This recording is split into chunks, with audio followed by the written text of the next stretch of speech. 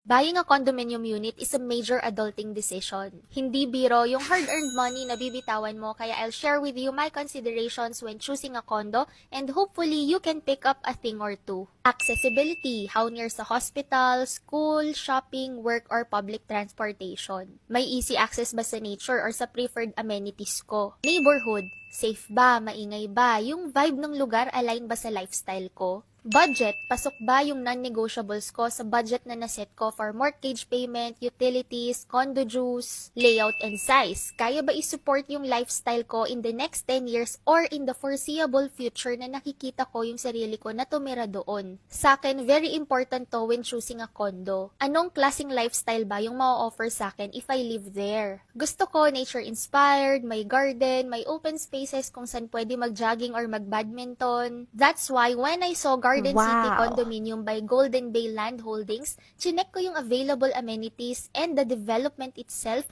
It ticks most of what I look for in a condo. Convenience for transport as it is situated in major expressways. May direct access to major transport networks such as Calax, Cavitex, LRT1 Extension, PTEX. Very affordable as it is amongst the lowest priced in the area pero generous in sizes sila sa mga units. Pati sa space allotted for gardens, open spaces, and sustainability podiums to provide nature-inspired living. Garden City is a new getaway from Cavite to Manila as it is rising near the future business and entertainment capital of the Philippines. Kaya ang taas pa talaga ng appreciation potential ng properties dito.